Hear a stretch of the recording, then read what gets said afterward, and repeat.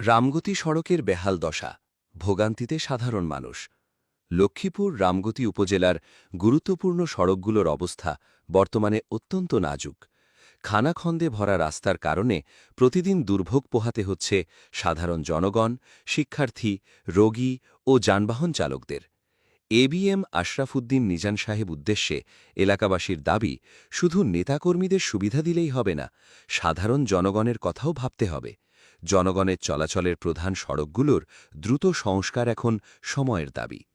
উপজেলা নির্বাহী কর্মকর্তা ইউএনও মহোদয়ের সুদৃষ্টি কামনা করছেন এলাকাবাসী। দীর্ঘদিন ধরে অবহেলিত এই রাস্তাগুলোর কারণে জনদুর্ভোগ চরম আকার ধারণ করেছে। দ্রুত কার্যকর ব্যবস্থা গ্রহণের আহ্বান জানিয়েছেন সচেতন মহল। জনগণের ট্যাক্সের টাকায় তৈরি রাস্তা জনগণের চলাচলের উপযোগী রাখতে হবে, এমনটাই বলছেন স্থানীয়রা। রামগতির আয়না হয়ে বাঁচতে চাই, ভুলে যাবেন না। রামগতি দুর্দান্ত নিউজে দুর্নীতির কোনো মাপ নেই।